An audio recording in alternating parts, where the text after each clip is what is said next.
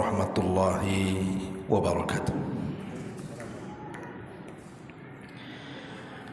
Alhamdulillah wassalatu wassalamu ala Rasulillah wa ala alihi wa sahbihi wa mawalah wa la hawla wa la quwata illa billahi wa ba'd. Alhamdulillah, segala puja dan puji hanya milik Allah subhanahu wa ta'ala. Salawat dan juga salam kita hadiahkan kepada Rasul kita Nabi besar Muhammad sallallahu alaihi wa ala alihi wasallam. Ma'asyiral muslimat yang dimuliakan Allah subhanahu wa ta'ala, alhamdulillah kita bisa kembali duduk di Masjid Nidaul Ilmi dan kajian di pagi hari ini kita akan membahas satu tema tentang satu ayat dalam Quran. Kalau dibaca setiap selesai solat wajib, maka akan memiliki faedah yang sangat-sangat besar bagi kehidupan kita. Ayat apa itu? Disebutkan dalam sebuah hadis yang dikeluarkan dari Imam At-Tabrani dalam Al-Kabir, dan yang lainnya dari hadis Abi Umamah radhiyallahu anhu. Nabi sallallahu alaihi wasallam bersabda, "Man qara'a ayata kursi fi duburi kulli salatin maktubatin lam yamna'hu min dukhulil jannati illa an yamut." Barang siapa yang membaca ayat kursi pada setiap selesai solat wajib, maka tidak ada yang mencegah dia untuk masuk surga kecuali kematiannya.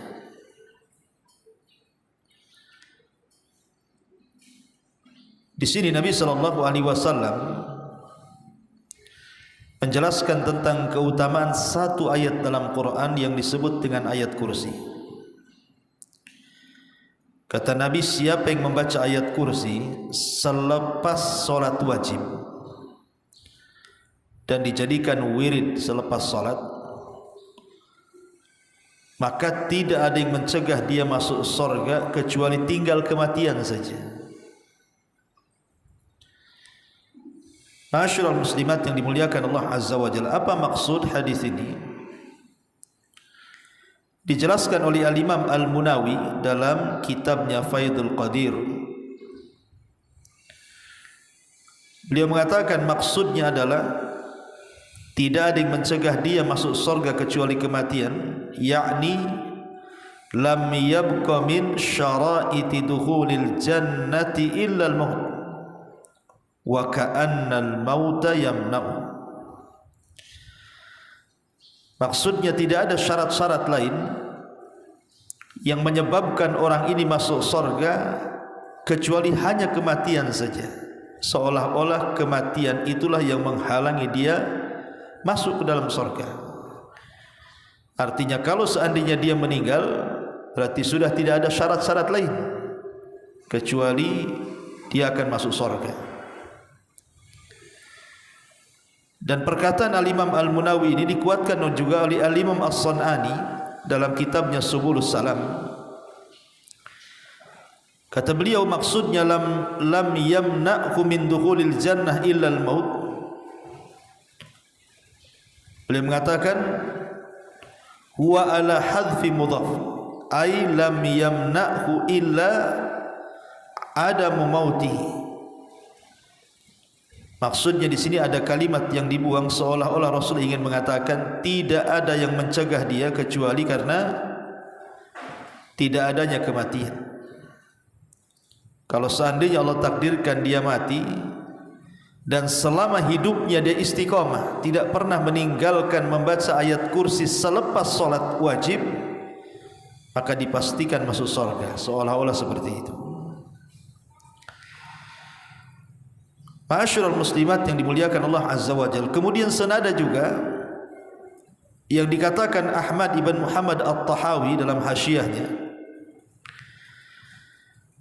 Beliau mengatakan wal murad anna ruhahu tastaqirru fiha,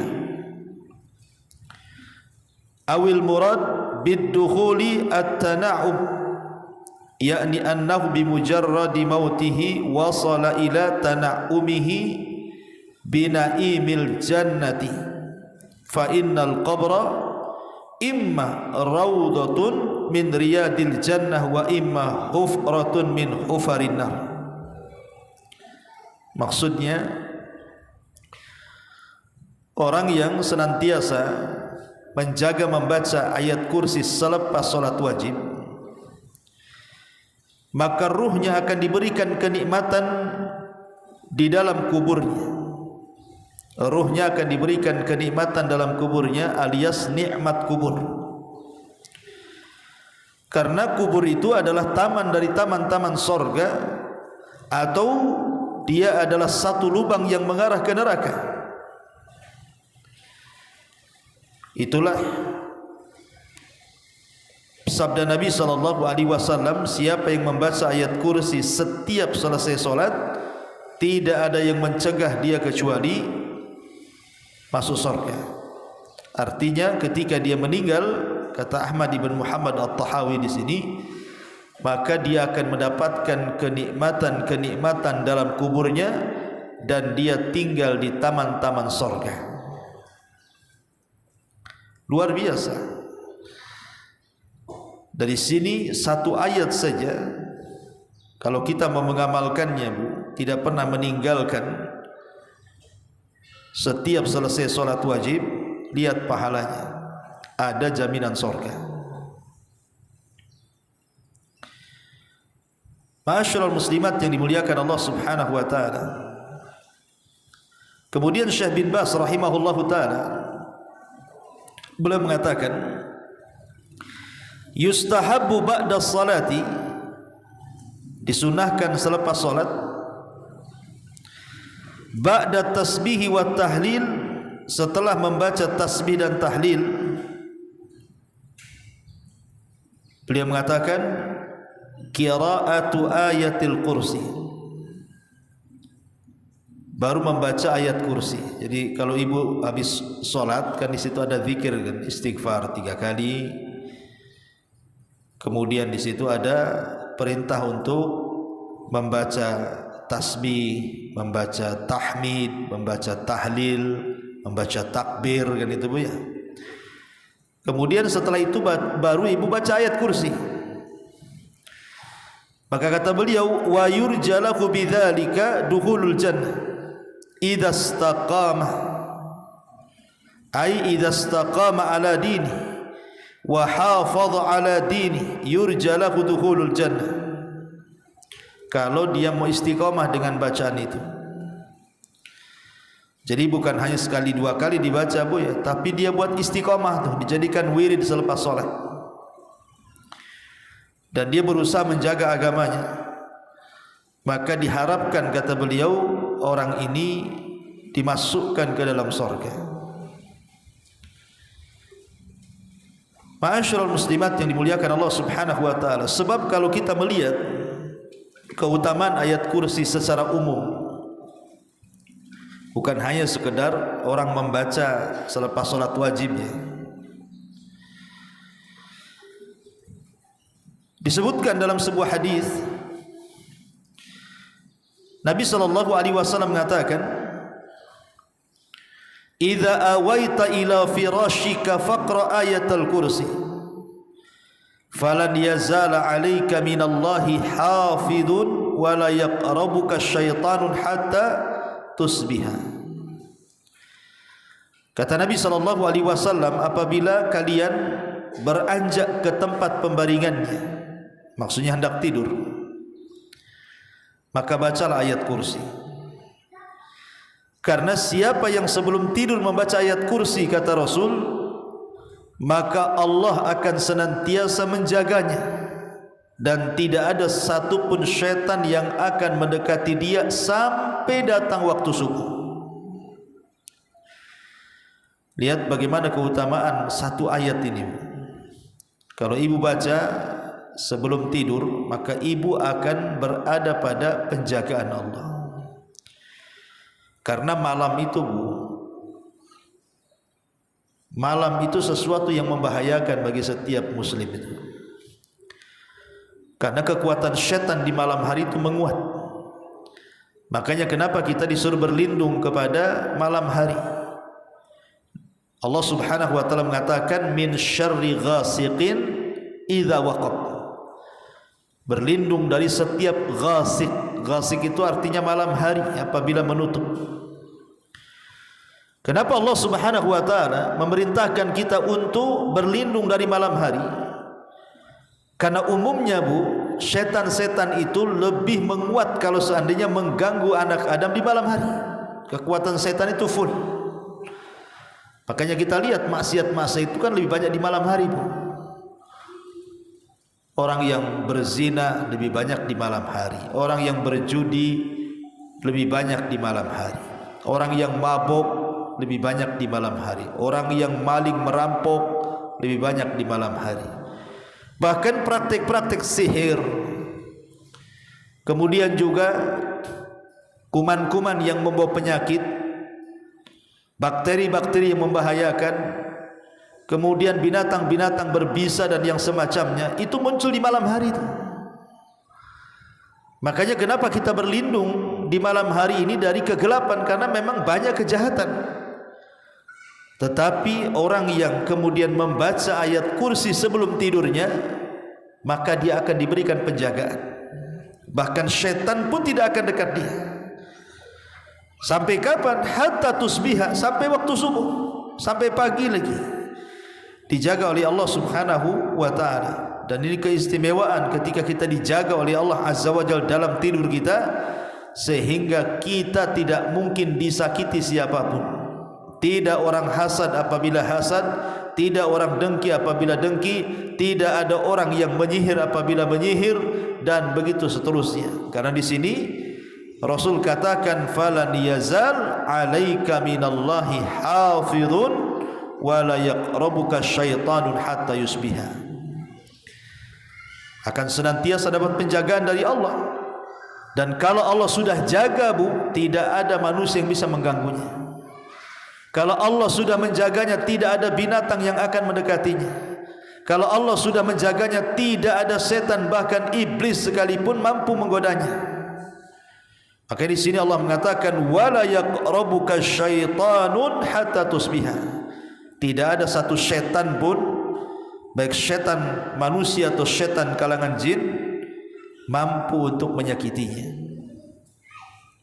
Ini keutamaan ayat kursi juga luar biasa kalau dibaca sebelum tidur.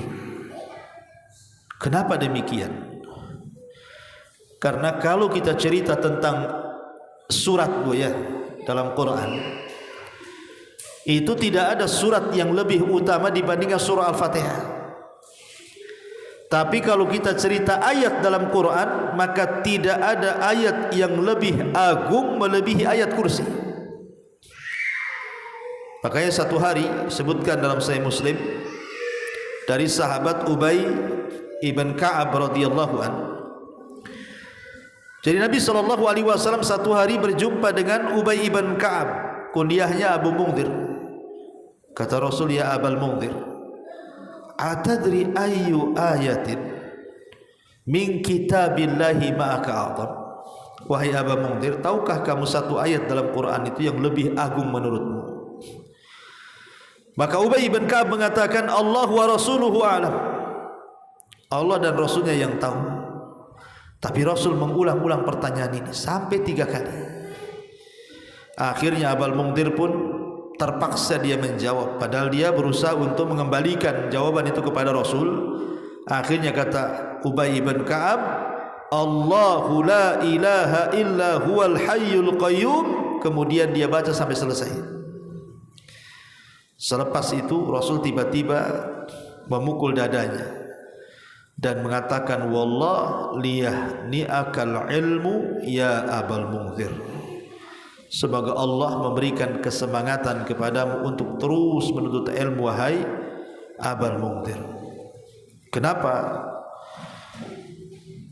Nabi SAW sampai mengatakan ayat kursi itu ayat yang paling agung,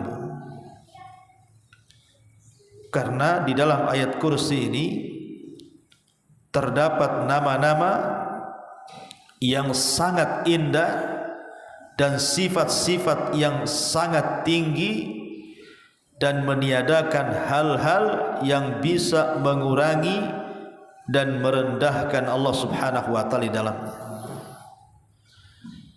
Itulah kenapa kemudian ayat kursi sendiri ta'dilu thuluthul Quran. Ma'asyiral muslimat yang dimuliakan Allah Subhanahu wa taala, setelah kita tahu bahwa ayat ini begitu tingginya, sampai-sampai dalam sebuah hadis dari Aisyah radhiyallahu anha, jadi ada seorang laki-laki datang kepada Rasulullah. Dia mengeluhkan di rumahnya itu seolah-olah hilang berkahnya. Seperti apa umpamanya? Ya, banyak masalah, suami istri banyak masalah, anak-anak nakal, kemudian suami susah kerja, pokoknya kayak nggak ada berkah lah di rumah itu. Jadi ada orang ini datang kepada Nabi mengadukan di rumahnya hilang berkahnya. Maka kata Nabi SAW, aina anta min ayatil kursi, dari mana engkau dengan ayat kursi? Apakah kau sudah suka baca ayat kursi di rumahmu? Maka orang inilah tidak. Maka Aisyah mengatakan, ma talaita ala ta'amin wala idamin illa anmallahu barakata dzalika ta'am wal idam. Tidaklah kau baca ayat kursi itu pada makanan dan lauk pauk, kecuali akan menambah berkah pada makanan dan lauk paukmu itu. Intinya bahwa ayat ini penuh dengan berkah, karena Nabi SAW dengan tegas mengatakan kepada kita, barang siapa yang membaca ayat kursi pada setiap solat yang diwajibkan, maka tidak ada yang mencegah dia masuk surga kecuali kematian. Hadis ini saja sudah cukup sebenarnya menjelaskan betapa tingginya, betapa mulianya kedudukan ayat kursi itu pada setiap muslim apabila mau istiqomah dibaca selepas solat sajalah ibu. Selepas solat jadilah, itu sudah bagus, itu bisa menjamin kehidupan kita. Lah kita kan tujuan hidup kita masuk surga, Bu. Apa tujuan kita ini? Ibu datang ke pengajian jauh-jauh dari rumah, panas-panas, ibu solat 5 waktu, kadang-kadang qiyamul lail, malam-malam bangun, untuk apa coba kan? Supaya kita ini dapat surga, itu saja tujuan kita hidup ini. Karena seorang mukmin tidak mungkin kenyang melakukan amal soleh kecuali akhir tujuannya surga. Lah salah satu amalan yang memudahkan kita masuk surga itu hanya salah satunya adalah membaca ayat kursi selepas solat, dan itu ringan. Karena ayat kursi itu kan tidak panjang, sebentar saja duduk, tidak sampai beberapa detik saja sudah selesai membaca ayat kursi ini. Apalagi kalau seandainya ayat ini ibu selalu membacanya.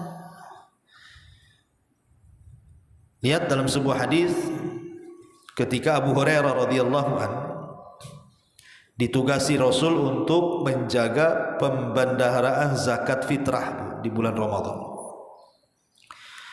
Tiba-tiba malam itu dikejutkan dengan pencuri.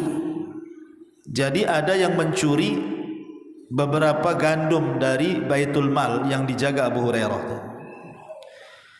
Dikejar sama Abu Hurairah, kemudian ditangkap. Kata pencuri ini, ya Abu Hurairah, tolonglah jangan kau tangkap aku, katanya.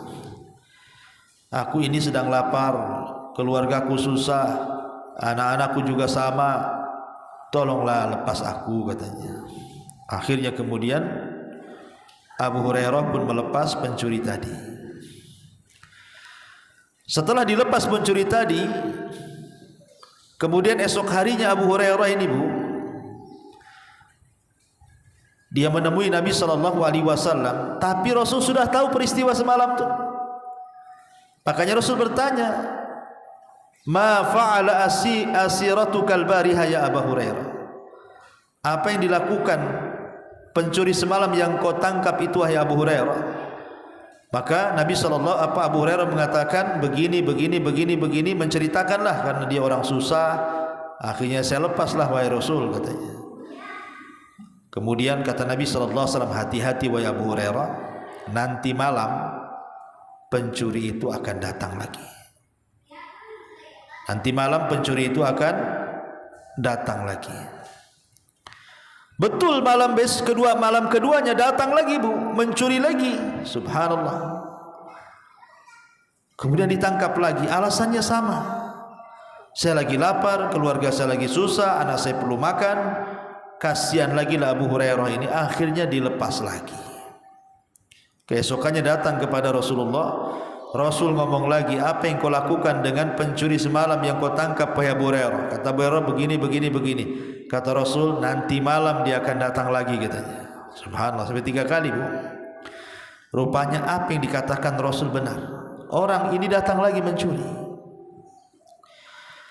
Akhirnya kemudian oleh Abu Hurairah radhiyallahu anhu betul-betul ditangkap ke yang ketiganya. Dia pun mengeluh lagi, kata Abu Hurairah, tidak, untuk ketiga kali ini saya tidak akan berikan kesempatan kamu untuk kabur, kau harus menghadap Nabi. Maka kata orang ini yang mencuri mengatakan, Abu Hurairah, bagaimana kalau seandainya da'ni u'allimuka kalimatin yanfa'ukallahu biha, maukah ku ajarkan beberapa kalimat yang dengan kalimat itu semoga Allah memberikan manfaat kepadamu, tapi tolong lepaskan aku, katanya. Qultu, kata Abu Hurairah, mahia, apa itu kalimat itu yang kau maksud? Qala, maka sang pencuri mengatakan, ya Abu Hurairah, idza awaita ila firashika faqra ayatal kursi Allahu la ilaha illa huwal hayyul qayyum, sampai selesai.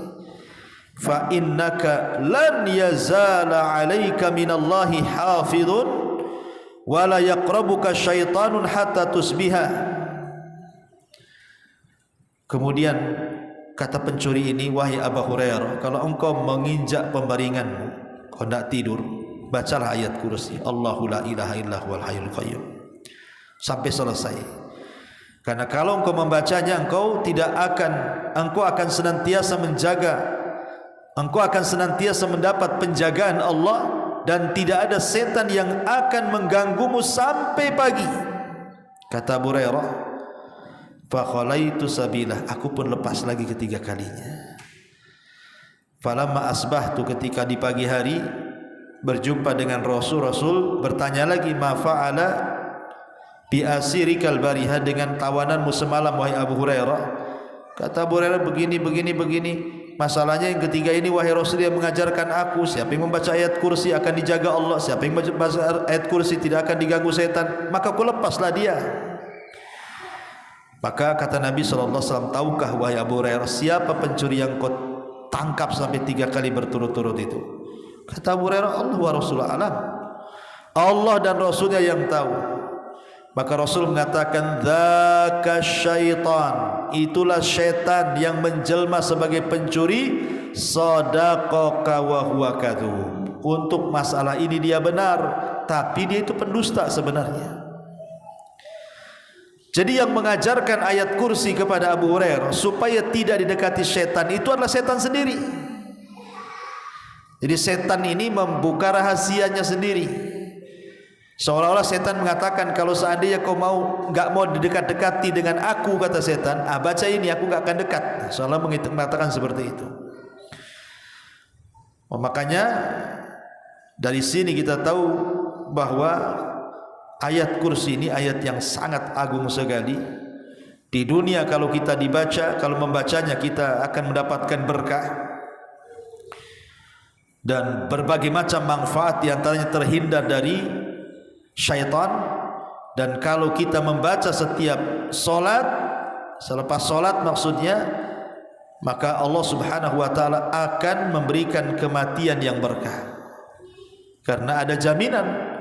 Kata Nabi SAW, siapa yang membaca ayat kursi setiap selesai solat wajib, maka tidak ada yang mencegah dia masuk surga kecuali kematian saja.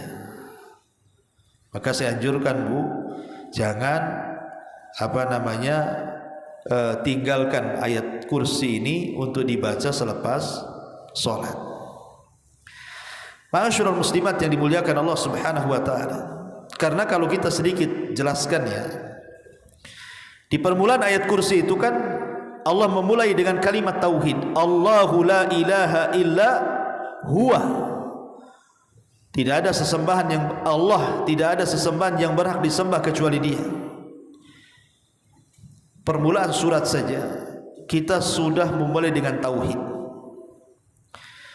Kemudian setelah itu Allah Subhanahu wa taala menjelaskan tentang sifat-sifat penting pada dirinya. Al-Hayy, bahwa Dia zat yang maha hidup. Al-Qayyum, bahwa semua makhluk bergantung kepada Allah. Kemudian juga dinafikan kepada Allah itu sinatun wala naum. Allah tidak mungkin ngantuk apalagi tidur. Man dzalladzi yashfa'u indahu illa bi'idzni. Ditetapkan syafaat, tidak ada yang mampu memberikan syafaat kecuali dengan izin Allah. Ya'lamu ma baina aydihim. Allah mengetahui segala sesuatu. Segala sesuatu Allah tahu. Ma baina aydihim wa ma khalfahum. Bahkan wasi'a kursiyyuhus samawati wal ardh. Allah itu punya kursi yang luasnya selangit dan sebumi. Wala ya'udhuhu hifdhuhuma, dan tidak ada yang melemahkan Allah untuk menjaga keduanya. Wa huwal aliyyul azim, dan Dia zat yang maha tinggi lagi maha agung. Jadi makna-makna ayat kursi ini kalau kita kupas seolah-olah jawaban bagi orang yang bertanya siapa Tuhan kita, maka jawabannya ada di ayat kursi itu. Kalau orang bertanya siapa Tuhan kita, jawablah dengan ayat kursi. Itulah Tuhan kita. Wallahu a'lam bishawab. Inilah diantara faedah satu ayat yang kalau kita baca setiap solat wajib, maka lihat barakahnya. Ada jaminan masuk surga dan tidak menghalangi orang ini masuk surga kecuali kematiannya. Taib, sampai di sini. Silakan kalau ada yang mau bertanya sebelum kita tutup.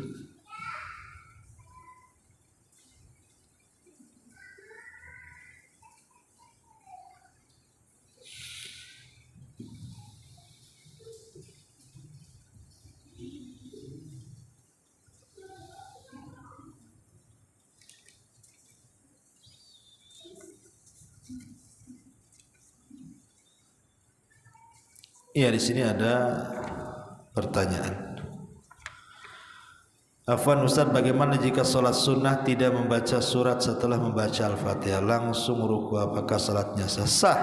Ya, karena membaca surat itu sunnah hukumnya, tapi membaca Fatihah itu rukun, tidak boleh ditinggalkan. Kalau ibu dalam sholat membaca surah Al-Baqarah, Al-Imran, An-Nisa, Al-Maidah sampai ke An-Nas, tapi tidak baca surah Al-Fatihah, Bu, batal sholatnya walaupun satu Quran dibaca. Tapi kalau ibu baca surat Al-Fatihah, tidak ada satu surat pun ibu baca, sah sholatnya. Ya, tapi ibu meninggalkan sunnah. Tapi pertanyaannya sah dan tidaknya sah saja karena ibu baca surah Al-Fatihah. Kemudian pertanyaan kedua, setelah sholat fardu kita beristighfar, berzikir, lalu kita membaca doa yang kita hafal dan dicampur dengan doa yang kita panjatkan dengan bahasa kita sendiri sesuai hajat kita. Apakah hal itu dibolehkan? Iya, Bu. Selesai sholat fardu itu sebaiknya ibu jangan sibukkan dengan doa yang kita panjatkan. Ibu jangan berdoa dengan doa masalah ibu, tapi sibukkan dengan wirid. Jadi Bu ya, kalau habis sholat wajib, di situ kan ada doa-doa wirid Bu. Baca istighfar 3 kali, kemudian membaca tasbih 33 kali, takbir 33 kali, tahmid 33 kali, kemudian digenapkan dengan la ilaha illallah 1 kali. Kemudian di sana juga banyak doa-doa yang diajarkan, Allahumma antas salam, mikas salam, tabarakta ya dzal jalali wal ikram, ataupun Allahumma la mani alima a'taita wa la mu'ti lima mana'ta wa la yanfa'u dzal jaddi minkal jadd. Atau juga doa yang diajarkan kepada Abu Bakar, Allahumma inna na'udzubika an nusyrika bika wa nahnu na'lam wa na'udzubika bima lam na'lam. Kemudian selepas itu baca ayat kursi, baca muawwidzatain, ini kan banyak Bu. Ya, zikir-zikir itu kan banyak sekali yang diajarkan. Ibu fokus dengan zikir itu dulu. Kalau sudah selesai wirid salat, kalau memang di situ ada salat sunnah ba'diyah, maka ibu salat sunnah ba'diyah dulu. Baru setelah salat sunnah ba'diyah itulah ibu terserah mau minta apa. Angkat kedua tangan tinggi-tinggi, dimulai dengan pujian kepada Allah, kemudian bersalawat kepada Rasulullah, kemudian jangan lupa membaca doa Zinun, ya, Nabi Nun, Nabi Yunus, la ilaha illa anta subhanaka inni kuntu minadh dhalimin. Kemudian ibu hadapkan ke kiblat, angkat tangan tinggi-tinggi, mintalah di situ. Jadi kalau ibu harus bedakan mana doa ibadah, mana doa masalah. Kalau berkaitan dengan doa masalah, ya dipanjatkan ketika zikir selepas sholat, itu disebut doa ibadah, bukan kan yang dibaca itu saja, rutinitas saja. Kalau ibu memanjatkan doa dengan bahasa ibu sendiri, karena ibu punya hajat, sebaiknya dilakukan selepas sholat sunnah. Karena selepas sholat wajib itu ada anjuran membaca wirid. Selesaikan dulu wiridnya. Wallahu a'lam.